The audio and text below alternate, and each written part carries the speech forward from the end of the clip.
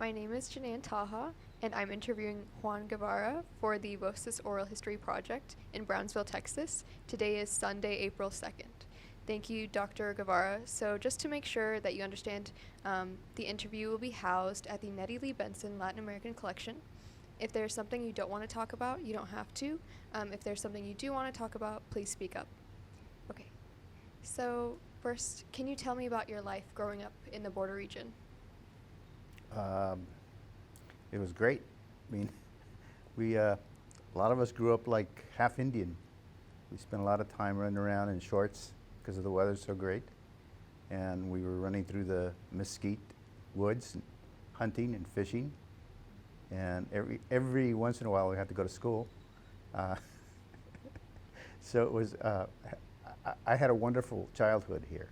And that's why I brought my family down here for our son to have some of that. So, can you talk about your schooling when you were growing up? I started actually with my grandfather. He taught me how to read in English and read in Spanish. He would take the Brownsville Herald in English and the Brownsville Herald in Spanish, and we would read the same story in both languages. And he taught me numbers and math, early math. And I spent a lot of time with my grandparents. Also, my dad always had a paperback, Zane Grey or some Western, in his back pocket.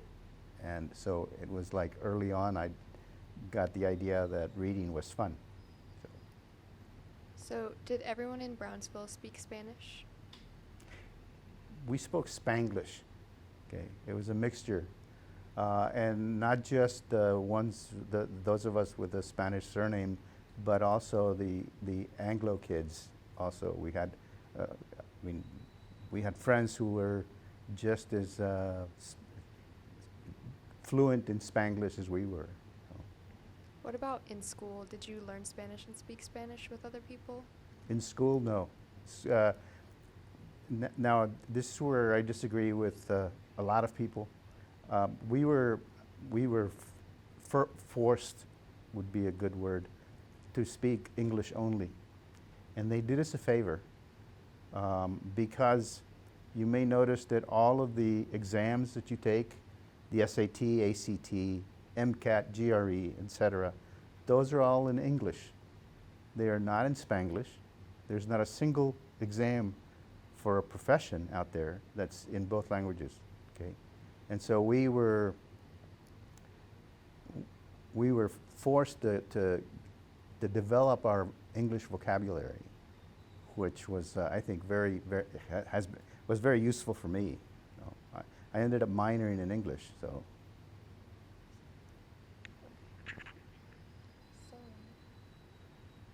So you talked about bilingualism a little bit.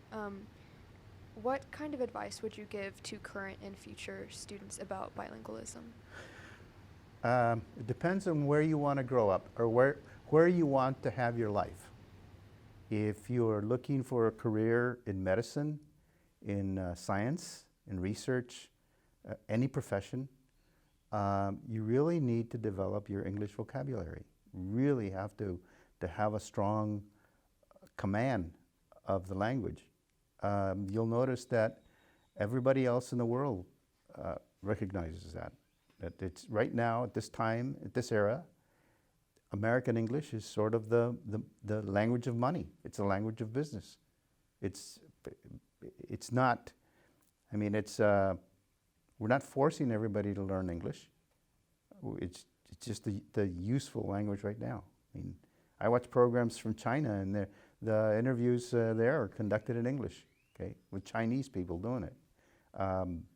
I think that our country has had a very strong impact on the rest of the world, not just militarily, but our generosity. You know, and so that's, I think that if I encourage my students in the lab to speak English only, and they're from across the border, and so I ask them, you know, where do you want to live your life. What kind of career do you want? And I did that when I was in the medical center. One example was we had a Taiwanese physician who could not. He passed his exams. He wanted to go. He was a clinician at heart, and he wanted to go in the clinic, but he couldn't get into a residency program. And I asked him if he'd take a little bit of advice, and I said, you need to really, really develop your English, your command of this language, because when you interview, they're going to interview you in English, okay? And it's our country is a mixture of just all the peoples from all the world, and our common tongue is English. And I mean, I have Korean friends, and they speak Korean. I have friends from India and from all over the world. They're at the university, and if you go to HEB here, you'll run into all kinds of people. And Houston certainly, and Austin certainly has all kinds of people. But the common language is English. And everybody takes tests, exams for professions in English. So that's... Okay. So can you talk about how you identify ethnically and how that factored into you growing up in Brownsville? I don't think I ever did identify myself as... I just identified myself as an American. My first experience when I joined the squadron, when on active duty, the squadron, Patrol Squadron 1, we had a first-class petty officer, I think his name was O'Connell, and he brought in all of the new arrivees. We were all green. I mean, just all of us were out of boot camp and hadn't been in the Navy but for a few months. And the first question that he asked was, what's your nationality? Okay. And some of the guys raised their hands and said, oh, I'm German, or I'm Italian. And when I raised my hand, I said, I'm an American. And he said, that's right. Okay.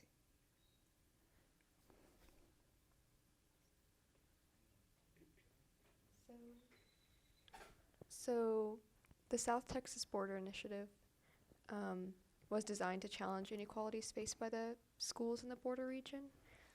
So what are your thoughts on the initiative? I think it's our fault. It's nobody's fault but us. If we don't work harder to educate our young, to bring them to the level as the rest of the world, it's our fault. There's nobody else to blame. If the parents don't understand that they have to be the ones that instill the want for knowledge from the very beginning, it's our fault. It's nobody. I mean, we can't point the finger at anybody else and say it's your fault.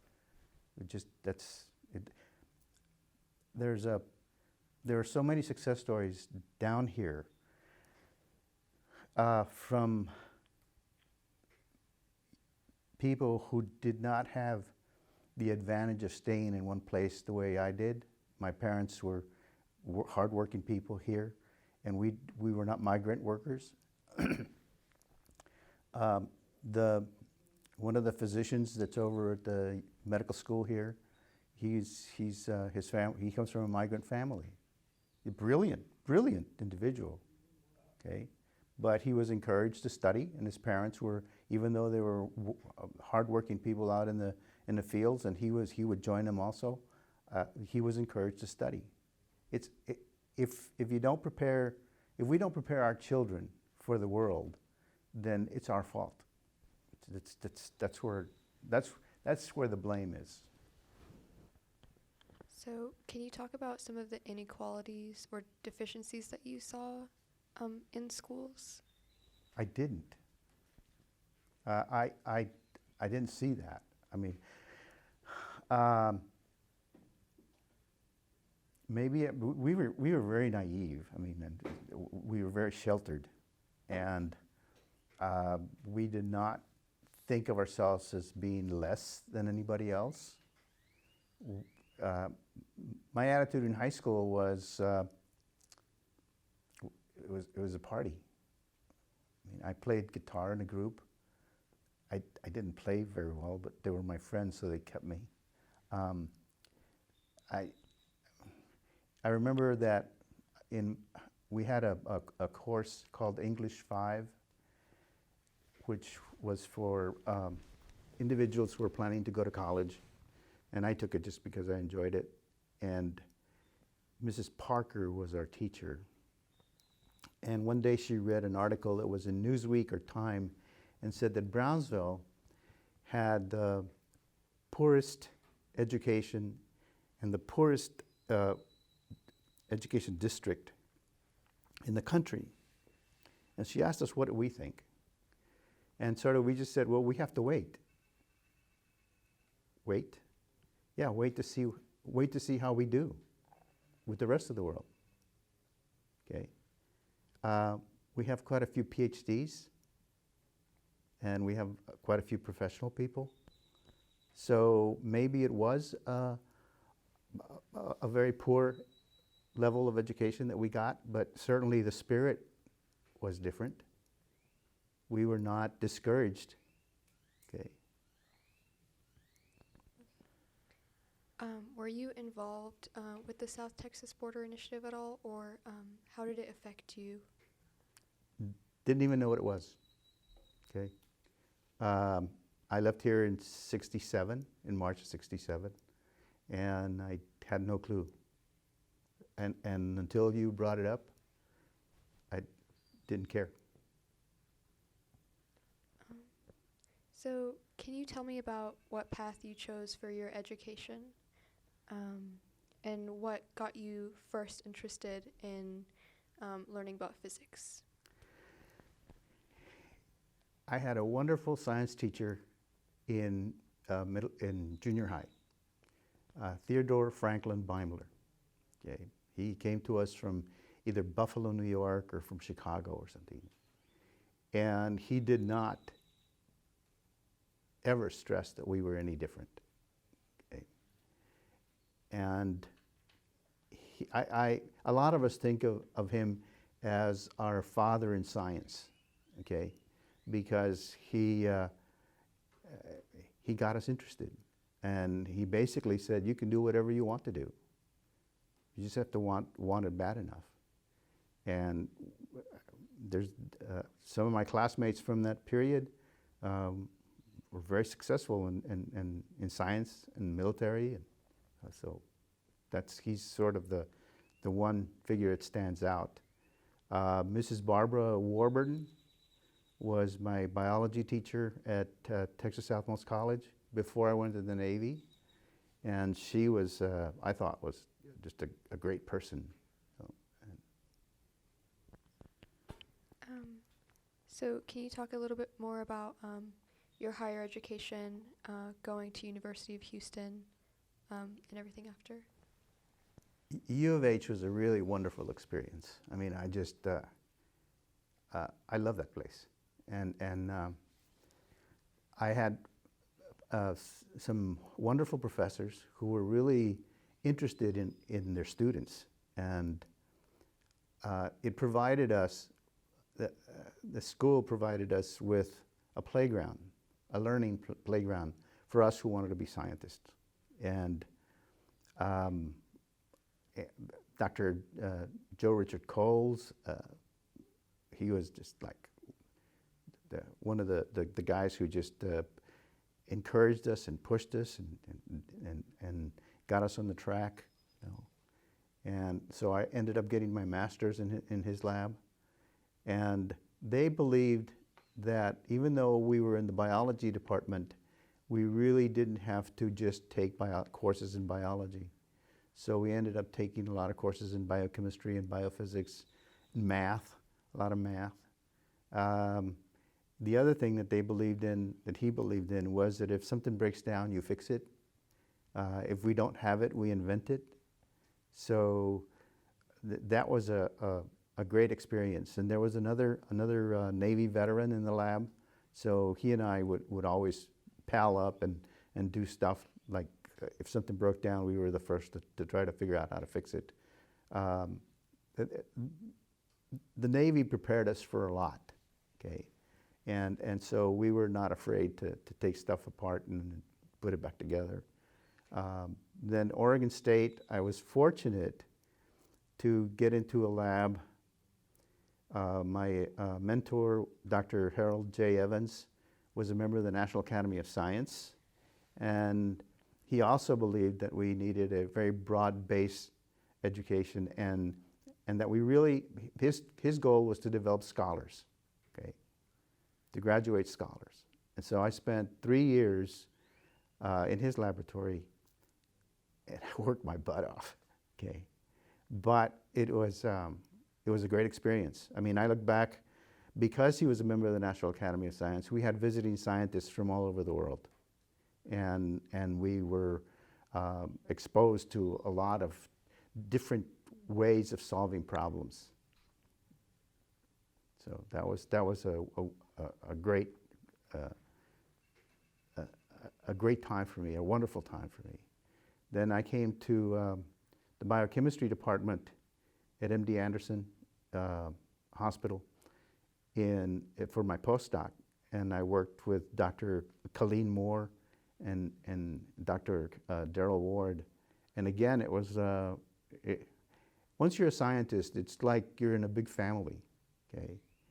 And so they nurtured my development, and they helped me, and then I ended up spending 8 years there at MD Anderson. And then I moved over to Baylor College of Medicine, and that was another great experience. My attitude has always been that if you're learning and doing something that nobody else is doing, it's much more exciting than if you're just repeating somebody else's work. You know. So that's been my education, and of course I stayed in the military during that time. I got commissioned as an intelligence officer, and I retired as a commander. So I always felt like I should pay them for the fun I was having. Okay, so could you explain why you chose to continue your education at U of H rather than staying in Brownsville? I never even thought of coming back to Brownsville. Never even considered coming back to Brownsville.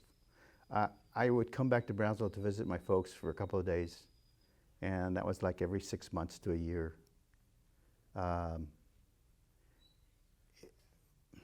When I was in high school and I played in a group,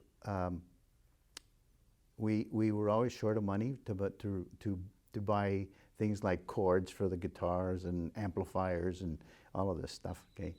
And so one year we decided to go work at the tomato packing place that was over in Olmito.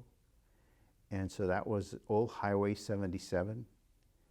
And I remember standing there thinking, my life is that way, north, okay? And so I never thought of coming back to Brownsville. If it weren't for my Russian wife, I wouldn't have come back because she wanted to come here. She loves it here. It's like people retired to Brownsville, okay, because of the weather and the beauty. So it's nice. So what role did your parents play in you pursuing a higher education? Not really any. I mean, my mother was just happy that I graduated from high school. Let me put it this way. I was not a very dedicated student in high school. It was a good time, fun. So they were just happy that I got to graduate. And they did not really expect me to go to college. But when Vietnam showed up, when the war started, my mom did everything to keep me from going. And she convinced me that I should at least attend TSC for a while. But TSC was just a continuation of the party I was having in high school, so it didn't it didn't take. It wasn't until my first 2 weeks in Vietnam that I realized that I'd screwed up and should have stayed in school. So what was the biggest factor that influenced you to continue your education? Fun. This is it. Fun. I mean, to this day, it's fun. I'm still doing it. Okay, it's what keeps me awake. The idea that you're solving a problem that nobody else has solved. I mean, that's exciting to me. Learning new stuff about life processes. That's exciting. All the stuff that's going on right now with our space exploration, that's exciting. I mean, I applied for the Mission Specialist Astronaut program when it first came out and got interviewed. And I'm glad I didn't make it, though.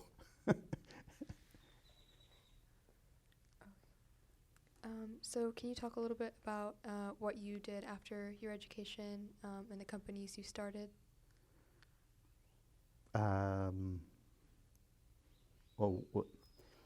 Okay. When I was at MD Anderson, in January of 1980, I was hired on a faculty with a dual appointment in biochemistry and the Department of Urology. Urology didn't have a research program. It did not have a research lab. So the deal was that I would get hired on the faculty, but it'd be that I would actually establish the urology research lab. And the man who ran the urology department was Dr. Douglas Johnson. Just a great man, just really a wonderful person. I had a wonderful time working for him, with him, in his department. And the approach was that because I was a scientist and had no clue what a urologist did, since I hadn't needed one yet, that I would spend a day a week in the clinic and a day a month in the OR. I quickly realized that I hated the clinic. I'm just not that kind of a person. So I'm not a people person like that. And all those guys are sick. And so I didn't like the clinic, but I loved the OR. And that was a great experience. And the idea was that if I could see what was going on in the clinical situation with the prostate cancer, the urogenital cancers, that I could structure a research program to solve some of those problems. Unfortunately,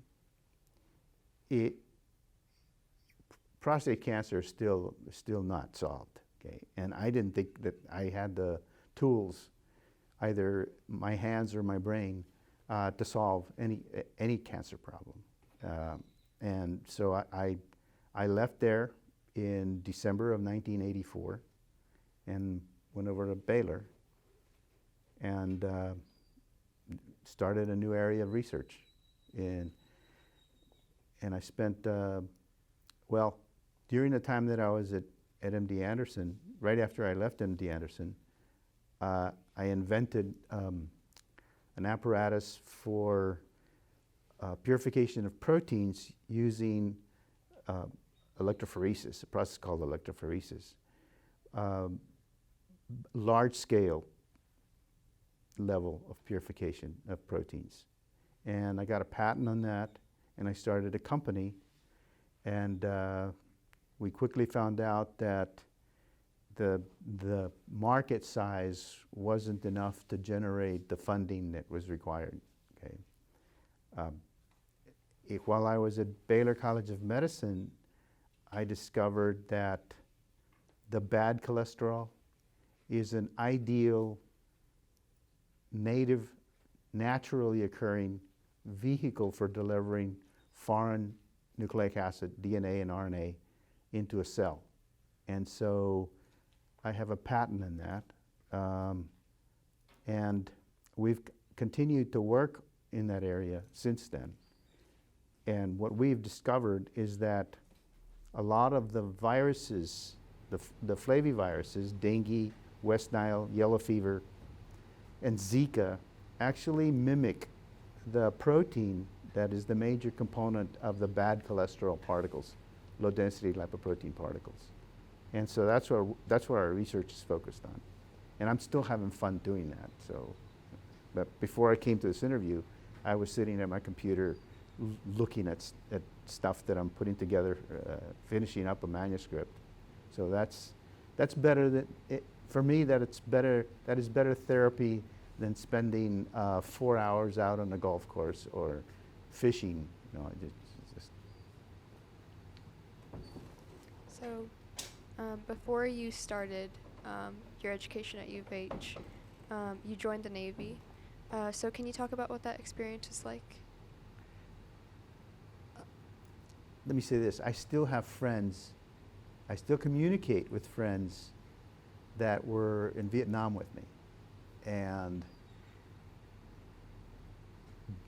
that was a very interesting time because I was very naive.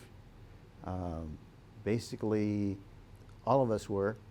I shared a sleeping compartment with 3 other young men.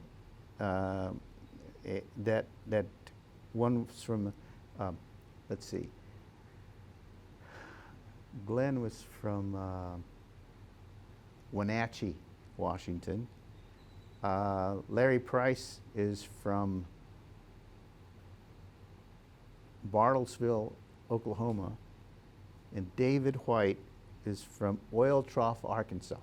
Okay, those were my buddies, and I mean they knew nothing about my background other than that I was from South Texas. Okay? And one Saturday morning or Sunday morning, it was one of those days off that the 4 of us had. I woke up and sitting at my bunk, and there's 4 bunks, one, you know, two bunks, one on top of the other, and I'm sitting there and I asked in Spanish, "¿Qué hora es?" Okay, and all 3 of them at the same time said, "What did you just say?" I said, "What time is it?" He said, No, that's not what you said. Okay. I said, "That's what I said." "No, you spoke in a different language." Now, one of them was a member of the Assembly of God church, and they believe in tongues. Okay. And over the years, I've thought, you know, if I really wanted to pull this chain, I would have said that I had just spoken in tongues. But I considered those guys to be my brothers, and at the time I had no clue, and I said, "Well, I speak Spanish." Okay. "Well, why do you speak Spanish?" I said, "Because I do. I speak Spanish and English." "Well, how come you speak Spanish?" Okay. They couldn't understand that. So that was a really, the other thing that happened during that time is there was a David Hernandez, but he called himself Hernandez, okay, from California, did not speak a word of Spanish. I had never met a Hispanic or a Spanish surnamed person who did not speak Spanish, okay, and that was a surprise. And then there was some Larry Castro from Colorado, and he was like half Indian, and he spoke Spanish, and he was just as crazy as the rest of us. It was just like, so it was an interesting experience to learn all the different ethnicities of our country, okay, and all of the different way of thinking that we were all brought together with a common goal, and we all wore the same uniform, and we were all treated exactly the same way. Okay, so I had a very wonderful boss who said, you know, if you study, in 2 years you'll be at level 5, E5, enlisted pay grade 5. It took me 2 years, but yeah, it was like you keep studying, and I just never stopped. So, can you talk about, you served during the Vietnam War. Can you talk about what that was like? In Vietnam, not really. I was what we would call a ground pounder. The Navy has always believed that good morale means good performance, and so we were kind of sheltered. I mean, our commanding officer and our senior officers made sure that we were well taken care of. We flew in Operation Market Time, and we flew up to North Vietnam, heavily armed with cameras. So it was that was kind of what we did. We were basically a reconnaissance intelligence squadron. I don't know what VP1 is doing now, but I know that it's always been one of the best squadrons in the U.S. Navy. So you traveled a lot when you were in the Navy. Can you talk about your travel experience and what that was like? Sure. Let's see. The Navy has sent me to the Philippines, Vietnam, of course, Japan, South Korea. Those are the ones I can talk about. Hawaii. Okay. Always exciting. Oh, Panama. Never want to go back there.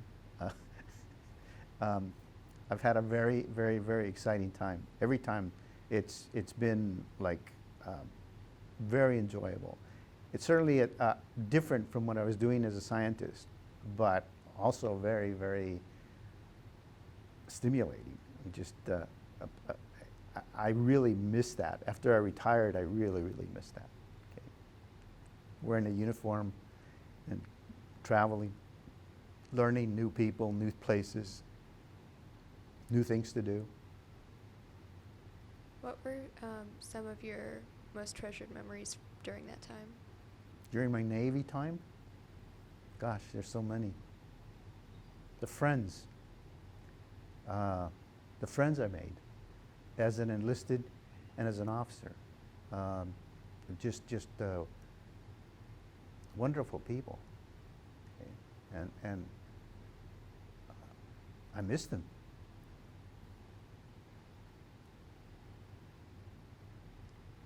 So your father also served. Do you think that influenced you? Yes.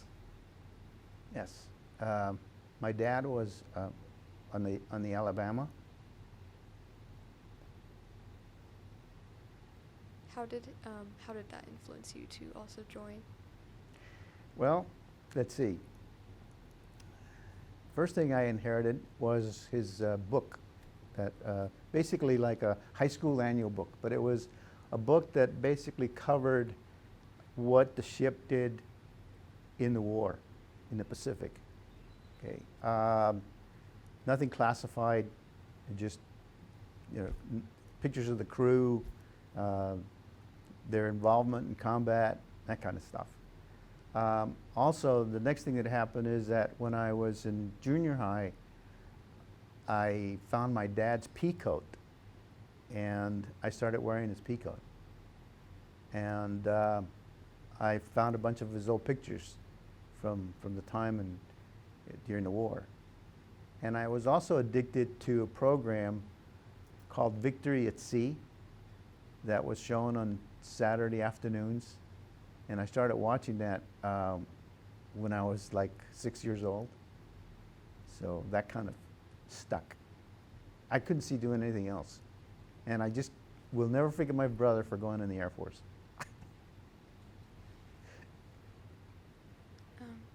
So what role do you think the military plays among Latinos in general?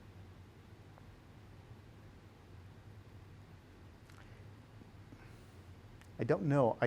I didn't see or experience any kind of discrimination or anything that would set you back. If you studied and you worked hard or work harder than the rest, you you earn rewards. Um, One individual that you really want to talk to is one of my childhood friends, Jose Luis Betancourt, Admiral Betancourt.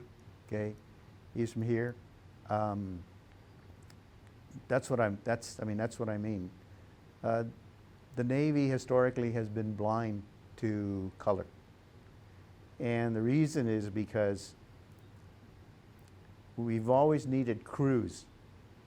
We've always needed crews for our ships. We've always needed men and now women who are unafraid of going out to sea and the adventure. Were you involved in any of the civil rights movements or protests during that time? No. Um, did you know anybody that was, or did you experience them in any way? I was too busy. I mean, I was studying. I was focused on studying. When I realized that I had to get back to getting an education, I felt like I was behind what my friends from high school had already accomplished. So I was just always studying. I never got involved. It didn't. I was too peripheral to it. I was too involved in what was going on with my studies. I mean, that's been for many years when I was going to school, and I was too focused on. I mean, I didn't. When I went in the Navy, before going in the Navy, I used to smoke, and I used to drink, okay? And I used to spend a lot of time partying. Not as much as others, of course, because I was a saint, but I did. And so when I went in, my very first night away from home, I told myself that I was not going to let either alcohol or a habit such as smoking interfere with my life. Okay. So I stopped drinking, and I'd only pick up a cigarette every once in a while. So for the time, all through my the rest of my life, I guess, I learned to control that, and I've always stayed away from. I've just been too busy studying, and I'm still doing that. I mean, the only thing that's distracted me, and in a very positive way, were my children and my family, with my second wife, Natalia. Okay, because I spent, as soon as our son was born, I stopped doing a lot of things that would take time away from my interaction with him. Okay, so that's, I used to run, I used to go out and run 3 or 4 times a week, be out for 2 hours, 3 hours running along the bayous in Houston. Okay, when Ross was born, I just stopped. I started out by putting him on a backpack and going out and walking, and then putting him on a seat on a bicycle and going out on a bicycle with him. So our children just took all our time. So I don't get involved with anything outside of that. When I came here to Brownsville, and one of the first things that I was told was to establish a portfolio. And so I was used to just using my curriculum vitae as, to tell people what I had done and could do. And they said, we want you to list all your community service. So my response was, I served 30 years in the military. That's as community service as I want to get. So you spent a long time in the Navy. Why did you eventually leave, and what was it like when you got back? Why did I leave? I had a very high level clearance, and I married a Russian, and her father happened to be a colonel in the KGB. So we respected our backgrounds, and so I knew that if I married a Russian, or any foreign national, I would have to give up my clearance. And I gave it up happily, so, and retired. Can you explain what it means to give up your clearance? Give up your clearance? Well, when you have a clearance, you start out like, for some reason the Navy gave me a top secret clearance when I first went in. I don't know why, but they did a complete background check, and instead of just getting a secret clearance or a confidential clearance, I got a top secret clearance. But I never had to, I never had a need to know information that was classified like that. So it wasn't until I became an officer that well, let me put it this way. When I was an enlisted man, I had very little contact with anything that was above secret classification. Okay. When I became an officer and I started as an intelligence officer, I mean, I was involved in a lot of projects that were top secret or above top secret. So And those I cannot talk about because I signed a document that said that I would not speak about those for at least 75 years, and I'm only halfway there. So when you left the Navy and you returned, what was that like, and what did you do when you got back? I didn't get, you mean Brownsville? I didn't come back to Brownsville. I just stayed in Houston. I didn't want to come back to Brownsville. There was nothing here. There was nothing here for me, okay? So at least there was not I could not pursue an education here, okay? I could not pursue the career as a research scientist here. Even now, it's very difficult. So you eventually did return to Brownsville. Can you explain why? Yeah, my kids. When our children were young, my wife and I are both scientists, and we were both in the medical center in Houston, and our day started early. We would drop off our son Ross at daycare by 7:30. We had to hire someone to take care of our daughter during the day, and we would not pick up our son until sometime 6:30 or 7 when we were done in the labs. And that went on 5 days a week, and then Saturday one of us would work and one of us would stay home with the kids. So after a while we just said we can't do this anymore. So we looked for somewhere to go, and I told my friends that I was looking to move out of Houston, and they said, well, we have a place here. We have a position available, and so we came here. So what was Brownsville like when you returned compared to when you had left?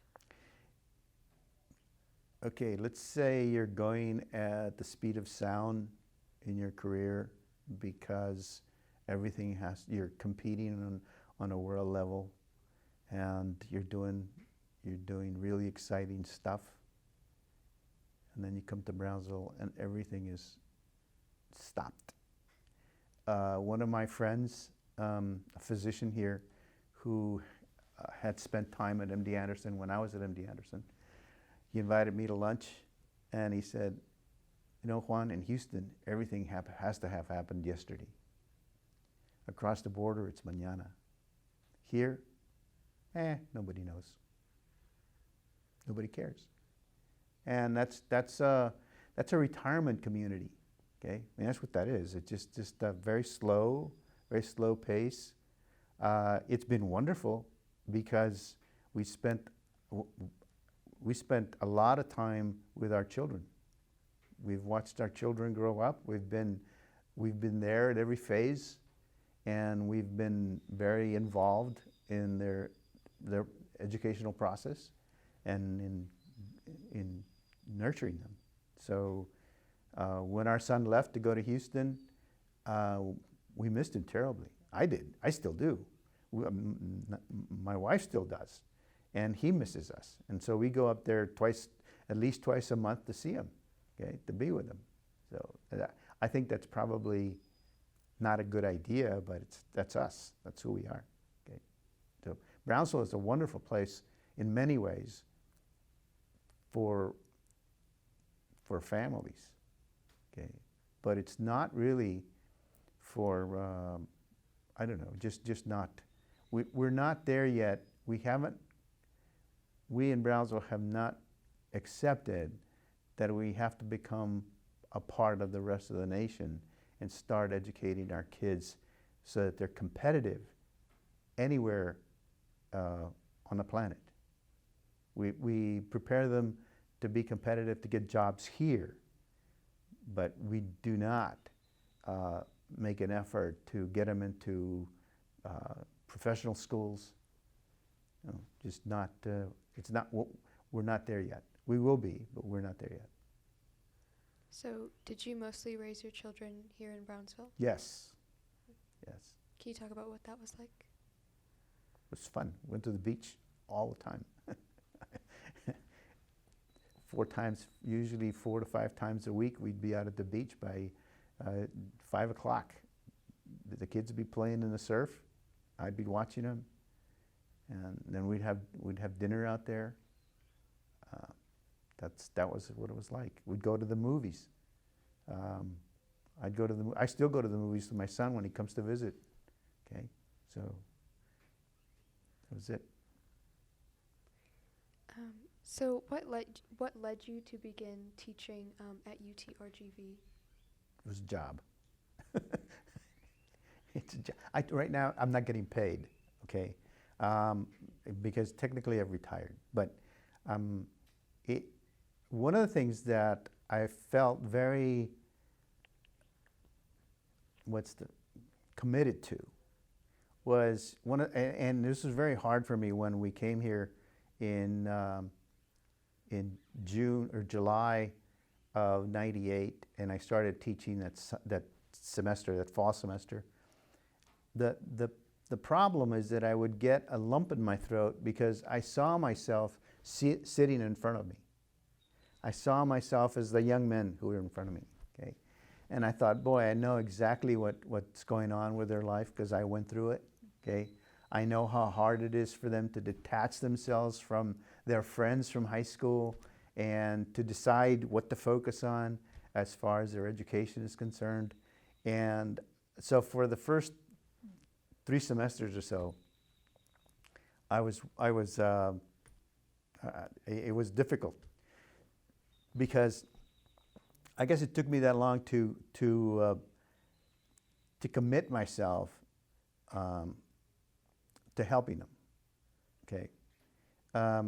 And also, but right away I recognized that there were a lot of things that were wrong here. The biology department was using a laboratory manual that was 30 years old. Okay, now between 1965, 1970 to the time we came here in 1998, the one discipline in science that just leaped over everything else, major advances, was in biology.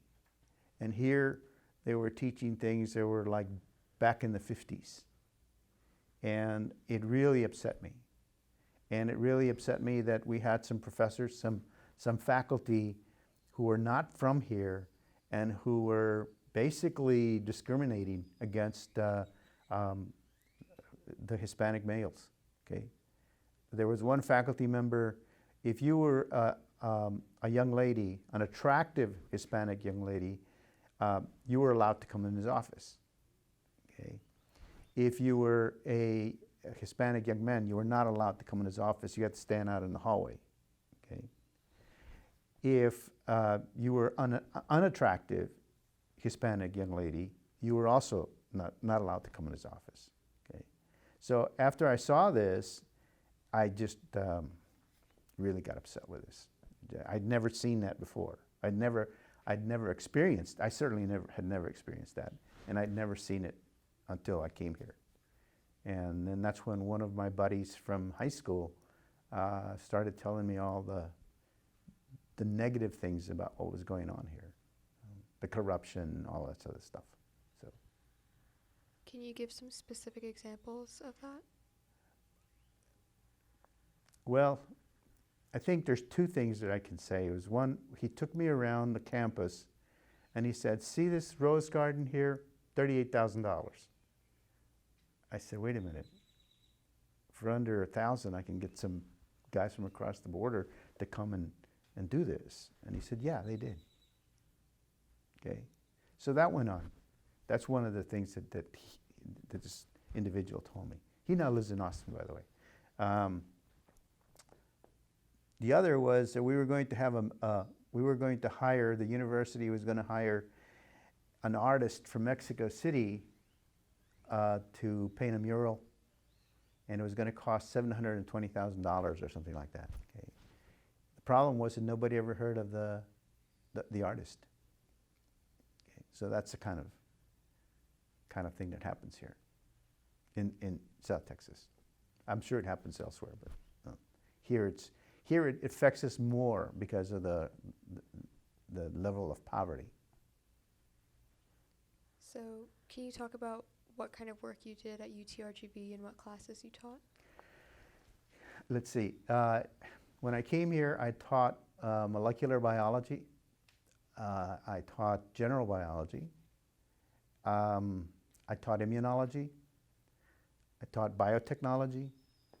And then after I left, I came back a few years after I closed down my company in Houston, because I commuted to Houston to keep my company going until 2007. And after that, there's a lot of things that I did, but I started working in my wife's laboratory in the physics department. So I taught Introduction to Biophysics. Second semester of biophysics is called Analysis of Biomolecules. And I teach molecular bioengineering. Those are the courses that I really, really enjoy teaching. I don't like to use the word teaching. I present those courses. A university, the definition is a place of highest learning. Okay. And you really, the reason you go to a university is because you really want to learn, okay? And teaching really plays a very small part in your learning process. You have to think of your professor as a Baskin and Robbins person, giving you a little taste, a little small spoon of a topic, and having you taste that. And then you've got to like it enough to go and learn, because there's more to that course or more to that area of science or whatever, history, than is in that little spoon, that little lecture. Because you get only, 30 minutes of lecture, 45 minutes of lecture, and then you have to repeat yourself because sometimes people don't listen. So it's important that as a student you recognize that you're there. It's your job to learn. If you really want a profession, it's your job to learn. That the professor is there to give you a little taste of a topic, explain a concept, and then you're supposed to look at the vast volume of knowledge that's in that area. If you don't do that, you're hurting yourself. Okay, and I mean, you're not going to hurt the professor. Because he's trying to get you interested, but it's up to you. It's really up to you to decide to spend time. And my experience at the University of Houston was with a friend, who's still my friend, Jim Salinas. I took organic chemistry, the first semester of organic chemistry here at Texas Southmost College, and 4 years later, I signed up for the second semester of organic chemistry. And here, there were maybe like 20 students in the classroom. At U of H, the organic chemistry lecture room held like 300 or something people. And so I got to sit next to this guy that I didn't know, but then became my friend, Jim Salinas. And after a couple of exams, he said, you know, you have to study 4 hours for every hour of lecture. If you don't, you're not going to cut it. And that was an eye-opener. And he's the one who explained, See, the professor's only giving you a little part of the information because he can't fit it all into one lecture. Okay? So if you don't spend time going beyond the information that's in the lecture, you're not going to understand what he's talking about. And it's, I mean, that is actually tried and true over the years. That if the student isn't interested enough to spend time taking that little piece of information that he got in lecture, or that she got in lecture, and then expanding it, looking at every angle of it. And I quickly learned that I had to spend a lot of time in the library at the University of Houston, and those hard oak chairs that they had in those days, I mean, they're tough, because I'd be there till midnight. I got locked in at the library a couple of times and had to get the security to let me out. Okay, so that's the process of learning. Okay. So, what was your relationship like with your students at UTRGV? My relationship with the students? Well, I look at my students, even today, I look at my students as though they're my grandchildren, okay? As every single one of them belongs to me. They're my grandchildren. They're my responsibility. And my commitment is that I give them as much as I can of my time, okay? Right now we have 2 undergraduates in the lab doing research projects on their own, and we have 2 graduate students working on a master's degree. We just graduated last December. We graduated our master's degree program of a student. We are probably the only, well, I shouldn't say this. We do not believe in having elbow students. Elbow students are the ones that stand at your elbow while you do the work. We do just the opposite. We have the students read, prepare themselves before they come into the lab to do stuff. I mean, and the first thing that we ask for is, okay, what area do you want to look, where do you want to study? What do you want to study? And then we say, okay, I mean, now we have this vast library at our hands through Google. PubMed has everything you want, every article you may want is in PubMed or is in our library, okay? Our electronic library, so it's instant. So I say look up the area that you want to go into, and then let's come up and discuss, come up with an outline for a protocol as to how you want to do it, and we'll sit and discuss it, okay? So the student is largely responsible for learning what it is they want to learn, okay? We have one undergraduate student who is developing an atlas of blood cells, okay? Now, an atlas of blood cells already exists. You can Google images of blood cells, and you'll get all these different blood cells that are dead. They're dead, they're fixed, they're stained with different stains. And so we've studied for 100 years or so, we have a tried and true method of analyzing blood cells, okay? We have a microscopy system that we're developing in our lab that lets us look at cells live at very high magnification. Basically, almost at the level of scanning electron microscopy. The difference is that we don't kill the cells. They're live. Some students in the past were so excited about the process that we use, the method that we use for this, that they established a YouTube channel. So the lab has its own YouTube channel. We have several videos. We take videos of live cells, and then we have takeouts, you know, where we're saying, okay, look, this is what's happening in this cell at this time, and in response to this or whatever. So the students basically decide what it is they want to learn, and then we guide them. Okay, so they're not at our elbow watching us do the work. If there's something that we want, if there's a technique or a method that they've read about it, but they don't know how to do it, and we do, then we do it for them and show them how.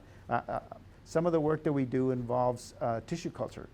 And so a lot of students read about the tissue culture and then they ask questions, and then we introduce them to the process, okay, and how it works and how we utilize that method, okay, to get answers.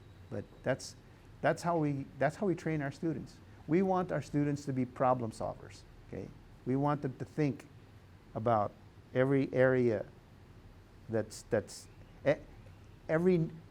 every little detail about what they're doing and address it before they do it. Okay. So how would you say that the work that you've been doing with your students compares to work that you've seen from students at U of H or other schools? Money. It boils down to money.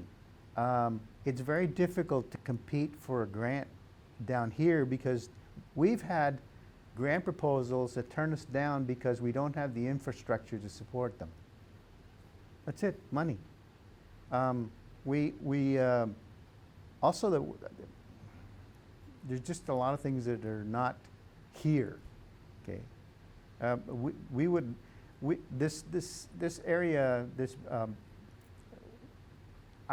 we started developing what we call a submicron resolution optical microscopy system, which lets us look at cells. We can define proteins on the surface of a cell. Okay, now the reason that our student is doing the blood cells is because we would like to be able to look at the same blood cell types in patients with leukemia.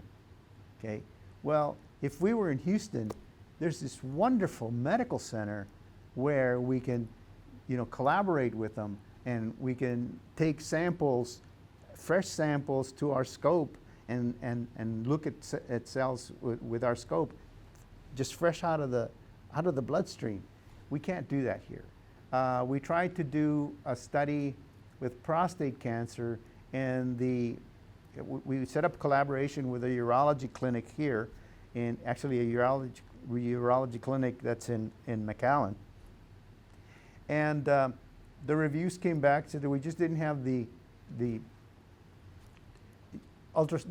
infrastructure to support us. Okay, so that's where we have to. That's where we're lacking. I would love to see us have a research-based university down here. We don't. And yeah, I don't care what you see on television about it. We don't. Not yet. In order to do that, in order to have a research-based university like UT Austin, we have to have a lot more. Certainly, a lot more cash, but a lot more commitment to basic hardcore research, as opposed to. One of the things that used to be said by the administration of UTB was, this is a teaching university. Well, unfortunately, a teaching university does not prepare our students, our graduates, to get into medical school, dental school, or any of the professional schools. And that hurts us. We have to start preparing problem solvers. I just can't emphasize that enough. And we have to start at the level of BISD, at the level of the school districts. At preschool, we have to start with that. Okay? And we're not doing that. That's where we're hurting ourselves. That's where, when I say ourselves, I mean every individual in South Texas, regardless of what you look like, what color you are, what last name you have. That's what's hurting us. We cannot compete with the rest of the world until we accept that we're still doing things in a way that's not competitive, where we develop a product that's not competitive.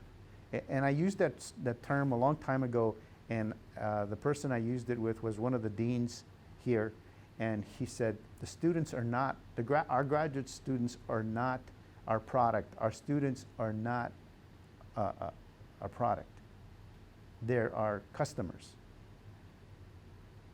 Actually, I prefer to graduate someone who's going to represent our lab, me, who can compete. Okay. Yeah, the customer's always right, so I got to give an A? Students got to earn an A. And we've been very lucky. We have some really, really smart students. And so when we explain to them what it is we expect, then there's A's. Okay? There's guys who can compete. The student we graduated in December, I've been trying to convince him to go to Houston or to go somewhere else to get a PhD because he is competitive. The students we have in the lab right now, when they finish with our lab, they will be competitive anywhere. That's our goal. That's what we want to do. And unfortunately, they probably won't come back to the valley. Because you go and you get a taste of what the rest of the world's like and you say, hey, this is good. So, have you seen any improvements in the school system and infrastructure in recent years? No. You've seen none? No. No. And it's sad. Look, a long time I realized that when my son was in middle school, he took the SAT with the high school students. Actually, we started getting Ross to take the Stanford aptitude test when he was in the first grade. Okay, and so every third year we paid for that test, or BISD paid for that test, and he took it. When he was in middle school, he took the SAT that the high school students took. And he scored in the top 3 percentile, 5 percentile in a couple areas, but mostly 3 percentile, 1 percentile. And the principal of the school, the administration of the middle school did not acknowledge this. And his English teacher told me the reason is because Ross scored higher than anybody else that's on the faculty, anybody on the faculty. Okay, that's in middle school. So I think if we're going to fix our educational system in South Texas, we have to insist that if you're a high school teacher or a middle school teacher, that you have to score above average on the SAT, and that if you didn't take the SAT, you don't get to teach in those levels. But we're never going to do that. Politically, nobody's going to. Nobody's going to stress that. We're too corrupt. You know, that's what it is. Corruption. We are corrupt. You know. I include myself because I don't get it. I don't get involved. What do you mean by that? I don't sit on the board of directors of the school. I don't go and mouth off. I don't get involved with the county. No. So, how have you influenced your son's pursuit of education, of higher education? I don't think I had to. I mean, his mom has a PhD in physics and mathematics from one of the toughest schools on the planet, and I just show him what we did. You know? And I started with Ross. I started when he was an infant. I would bathe him every day, and I would start with vowels, A, E, I, O, U, and then we'd sing, and that was a happy time. And then I would read with him every night, and he is a voracious reader. I mean, he can plow through a 300-page book in no time, and he's as smart as his mom, and his mom is just really smart. I'm lucky. Do you know why he chose to go to U of H? I don't know. He scored like in the top 1 percentile on the SAT, but he did party in high school, and I think he gives terrible interviews. He's not really a people person. He's kind of like me. I'm a curmudgeon, you know, and it took me a while to kind of get. I have a bad reputation, okay, and I think he's sort of like me in that respect. He's like his mom in many ways, but he's like me, and yeah. So I don't. He applied to Rice. He got interviewed by Rice. He got interviewed by Johns Hopkins, and by Princeton, and then he decided. Well, he got accepted to UT Arlington, and I didn't even know he'd applied. And I said, well, that's really, really too far. So what do you think I should do, Pop? He said, well, no, U of H isn't bad. So he applied. And he was not challenged the first 2 years. And I said, just wait. You will be. So this year this is where they separate the smart from the not so smart, or the guys who study from those who don't study. So it'll be tough.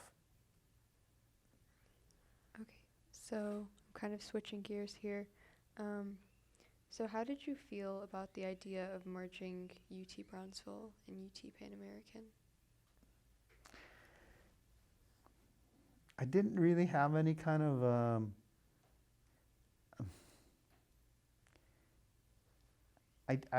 the only thing that I saw that would be an advantage was that there would be funds available, more available, if the acquisition, it was an acquisition, it was not a merger, it was an acquisition. UTB was acquired by UTPA. I mean, that's just the truth. UTPA is in control, period. It's not been healthy for either. I had really expected that things would be better. I thought that that UTPA was more advanced in the way they did things. I was wrong.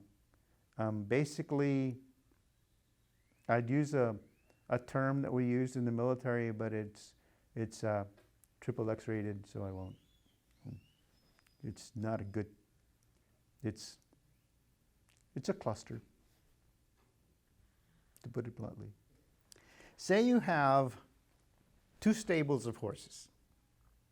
Okay, one stable of horses goes out and wins all the time, and brings in over $40 million in grants in 12 years.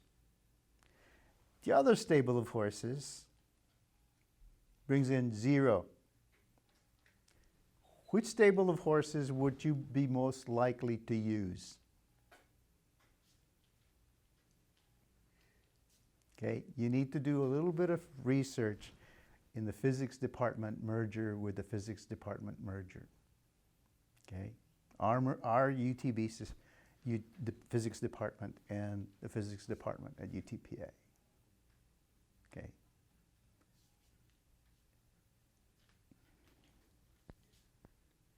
We are corrupt. Okay. Can you expand on that a little bit more? No, this is for you to dig up. Okay. All right. If you send me a copy of this, I'll know what I'm talking about. So, did you have any colleagues or know anyone that was especially, I guess, that they had a bad experience during the merger? Well, there are two departments that you really need to research history: physics and music. Okay. The merger was not good for the UTB side. Okay. And it has to do with a lot of the choices that were made for leadership. Um, my years in the military, basically, and my years as a scientist, I can recognize good administrators and good leaders and those that are not. And we've made mistakes, lots of mistakes. And in the military, I learned that if you're a leader, everything is your fault. Okay? Every screw up is your fault. If you have success, as a leader, you point to the people that you lead, and you point to them and say, thank you, you did it. This is something you accomplished.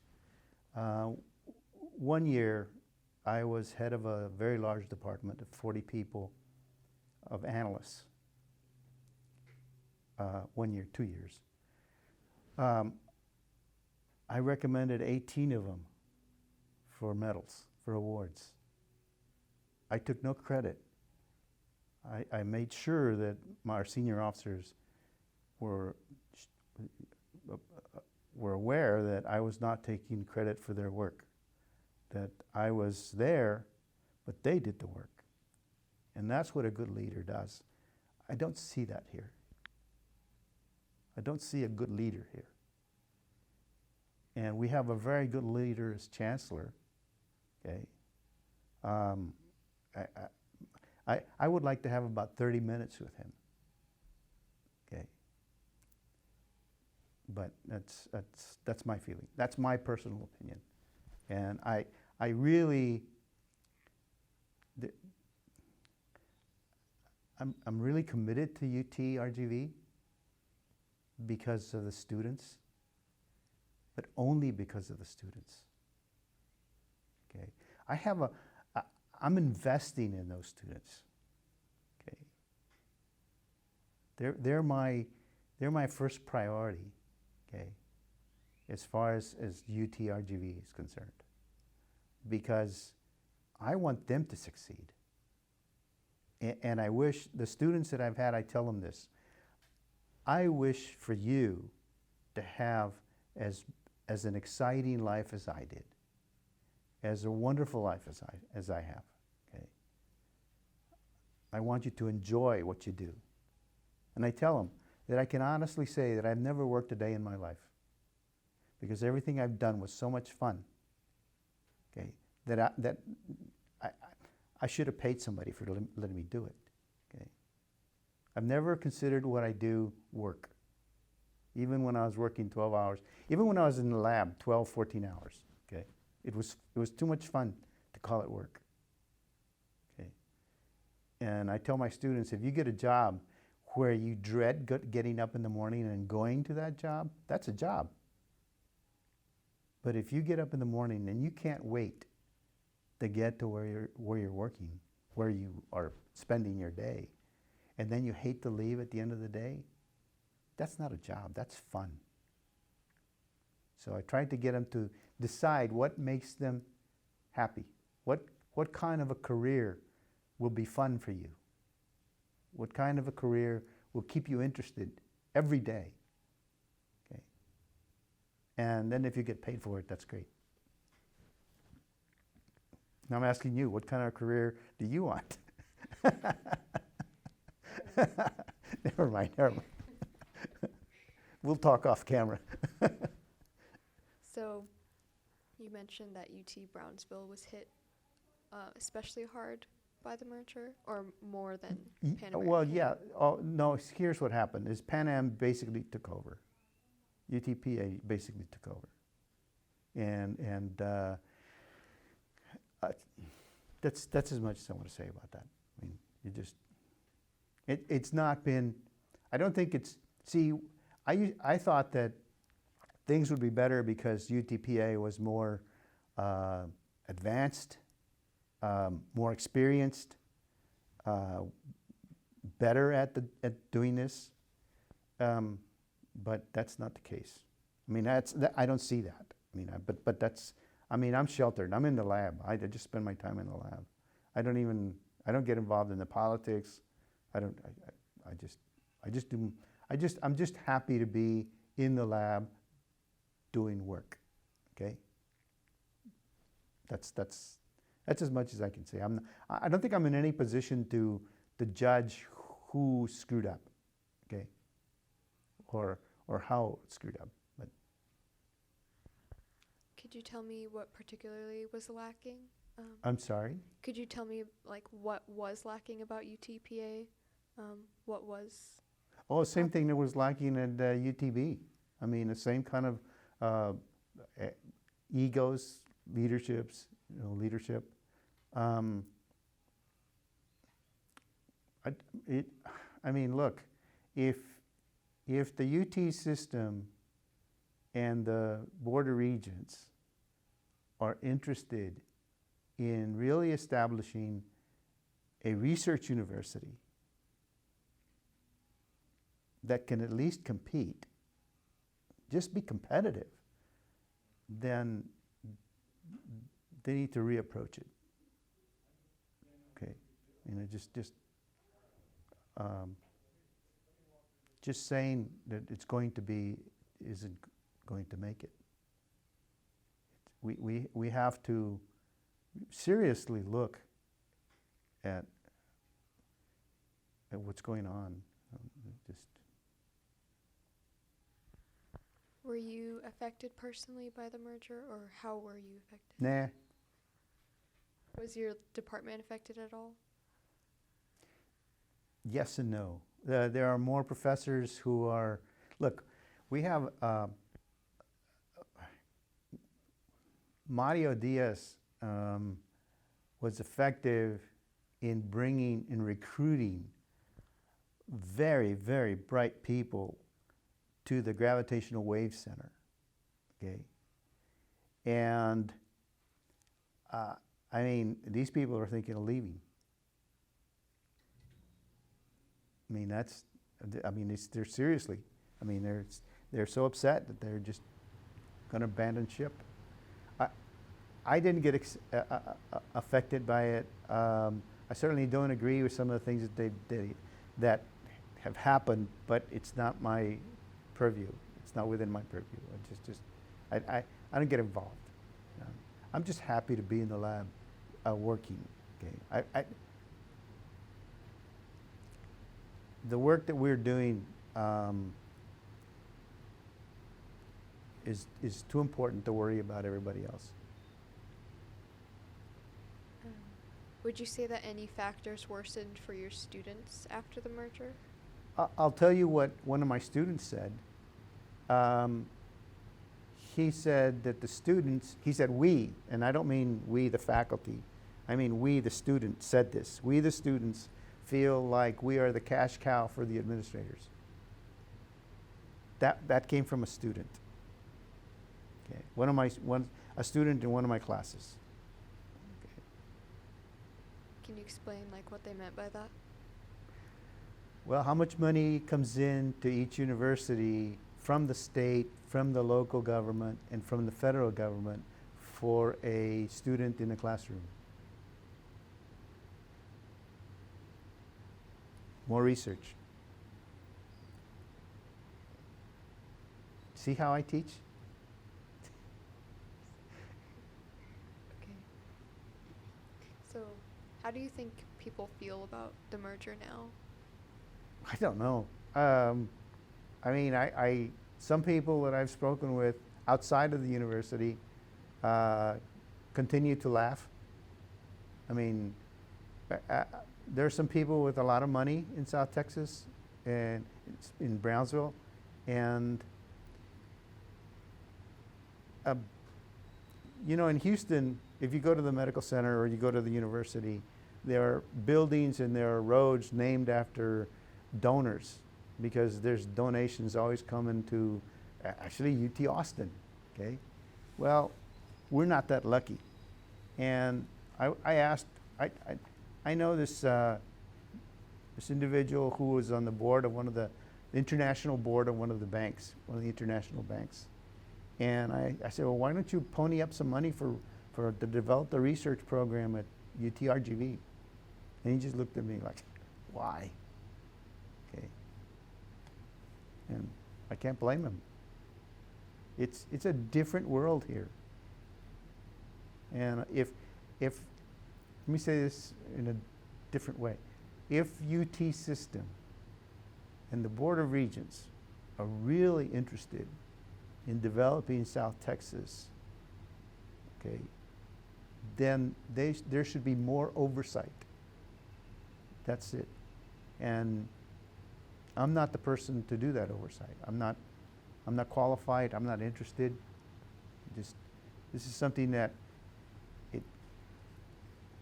I feel bad for our students. See, I don't want to prepare students to be competitive here in Brownsville or here in the Valley. I want to prepare my students to go out and compete with the rest of the world. Okay? Because the rest of the world is interested in what's sitting in front of you at your table. Okay? That plate of food, that's what the competition is about. Okay? And there are people from all over the world who are just doing everything they can to come to this country. Okay?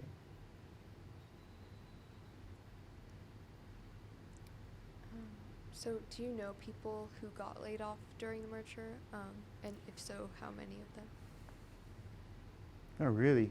I mean, I know people who retired, but they were anxious to retire anyway. I don't know anybody who got fired or anything like that. And I really don't want to talk about the personal stuff. I don't want to talk about, because I don't want to mention any of that. Okay?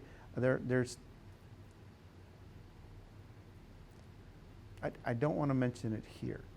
Okay? So do you think that the merging paid off in any way? I don't know. Not as far as we're concerned. I don't see that.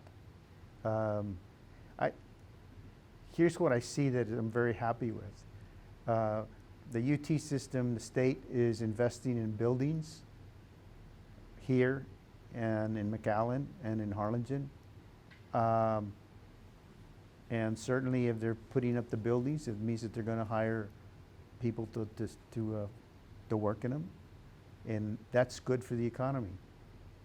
I don't know what the unemployment level is in South Texas. I think it's more like 8% or something, 8 or 10%, but I don't know. We don't. When we were on vacation last summer, we read an article, and I think it came out of like the Washington Post or one of the New Yorker or something, and said that the two dumbest cities in the country were McAllen and Brownsville. Okay. So, how do you think that makes me feel?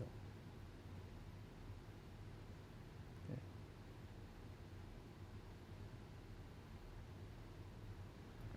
Can you talk about your reaction to those articles? How did it make you feel?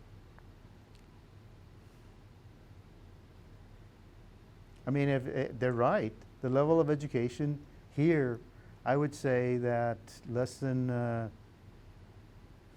probably less than 30% is high school level. Probably less, very likely. We pull some real boners down here. Okay. The city with the highest intellect is Corvallis, Oregon. Okay. They have more educated, more people with advanced degrees living there than anywhere else in the country. Okay. Do you think Brownsville will be able to, I guess, catch up? Do you think that it's behind in terms of the rest of the country? Oh yeah. Oh.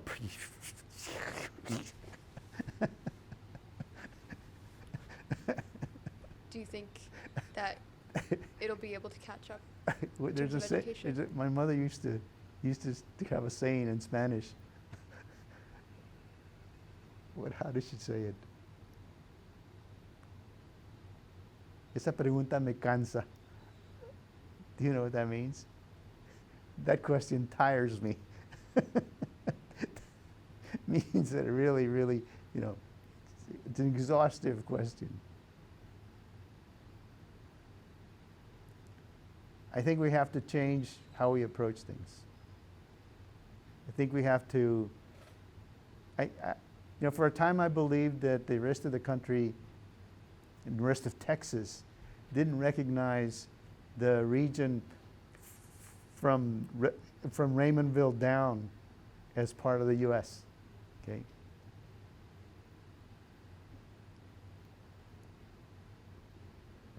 What do you think needs to be done specifically?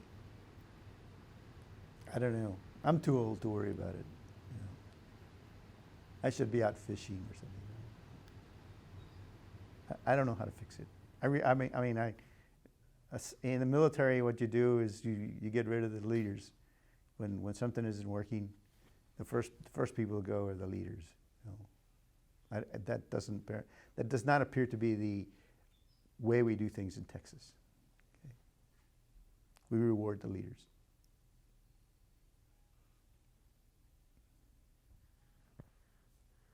So, can you talk a little bit about UTRGV being placed on probation?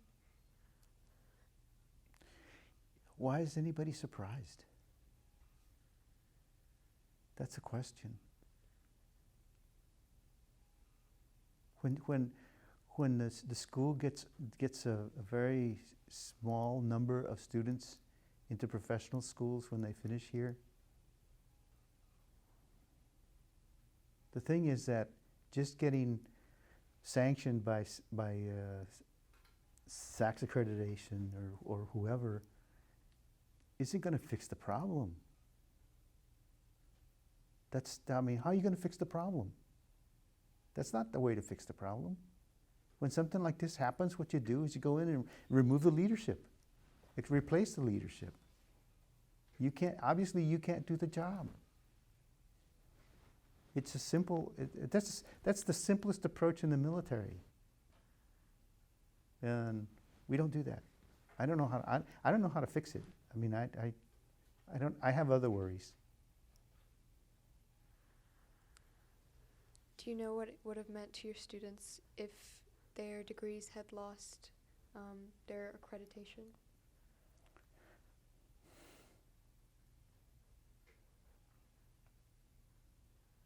I feel very sorry for them. That's the first question that they were asked, that we were asked by our students.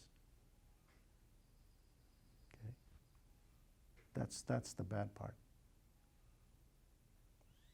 But first rule of leadership that I mentioned earlier, everything is your fault. It's not the student's fault. It's a way of punishing the students that shouldn't happen. Okay. This should have never, ever gotten out. It should have gone to the chancellor, to the Board of Regents, said, look, you need to fix this problem. You're in charge, get rid of the leadership. That's what it is. It's a leadership problem. That's as obvious as I can make it. It's certainly not the student's problem. Also, a lot of things were done in the acquisition that should have been more open. Can you expand on that a little? What should have been more open? All the steps that were taken to make the acquisition, not call it a merger, because it wasn't. UTB was acquired by UTPA. And it all boils down to the money, the politics. And it just leadership. I hope that next time this is done,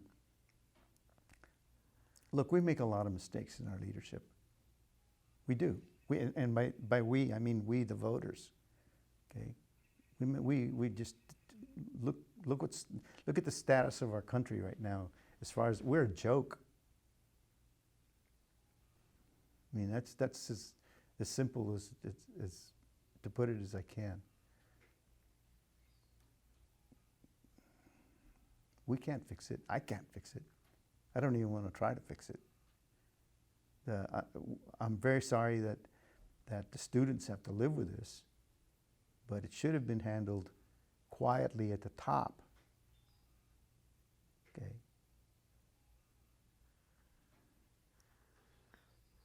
So what kind of reactions did you see from people that you know, colleagues or students, when the news of the probation came out? Well, the students that I interact with were very, very concerned, obviously, upset. And they wanted to know why, and why didn't heads roll? Okay, why don't heads roll? That's what I told you earlier about the student that said we're just a cash cow. Okay, that's when those students, in a classroom, about 10 students, and I was sitting there discussing with them like I'm discussing stuff with you, and that was a question. Why don't heads roll? What about your colleagues' reactions? Were they surprised? I don't really discuss this with anybody except for my wife, and we read all the articles that came out, but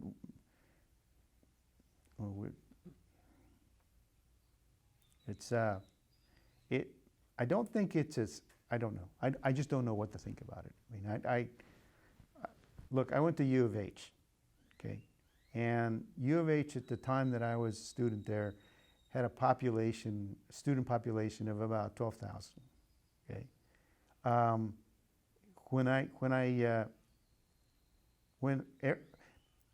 Every summer we would have kids from Rice, students from Rice, come and take courses in our summer courses, okay?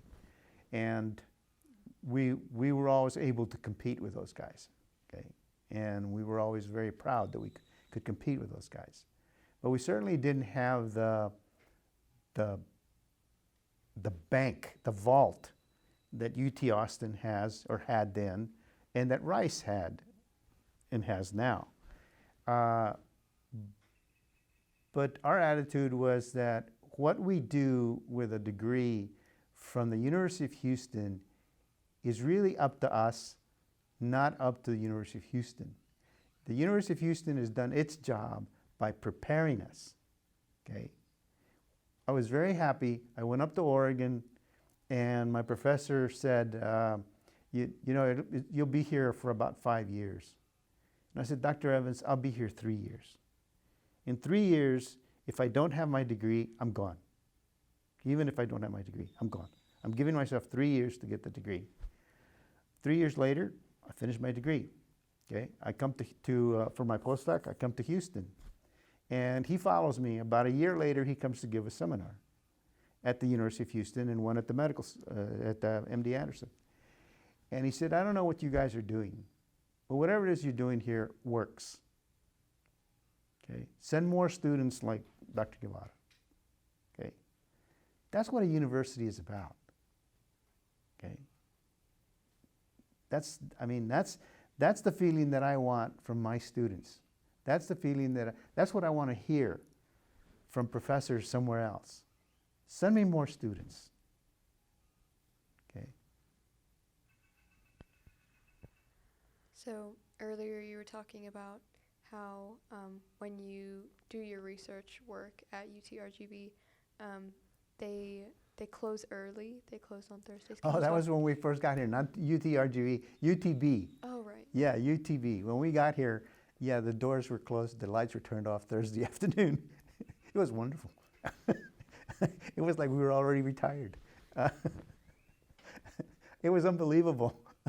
The first semester that we were here, I wrote a paper, and it got published. I submitted it like on Friday to the Journal of Protein Chemistry, and it got accepted on Monday.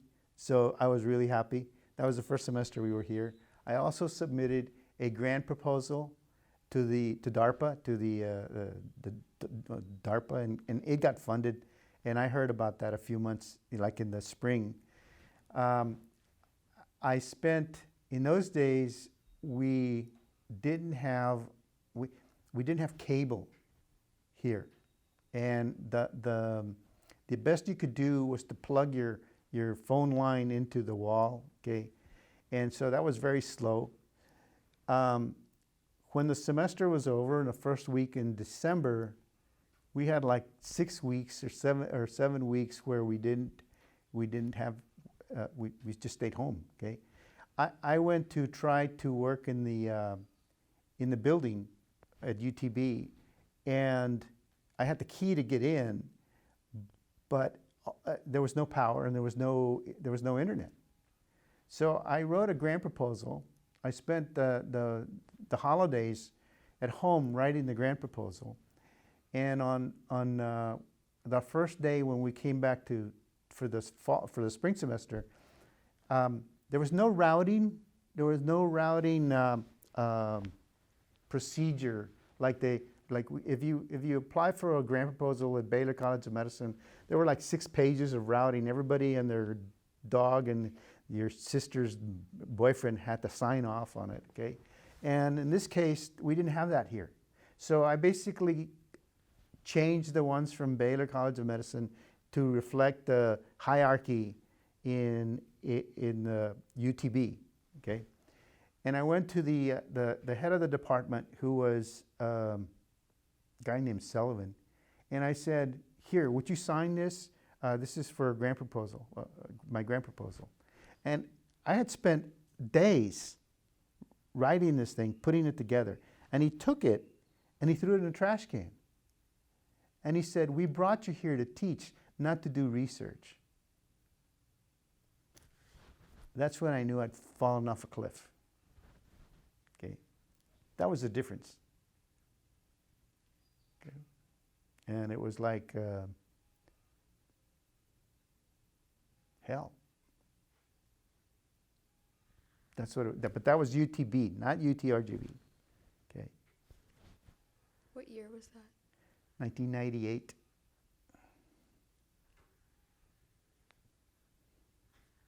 So,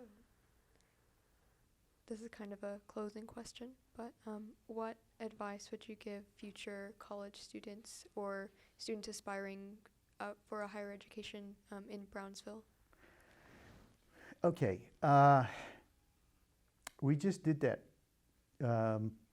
Friday morning.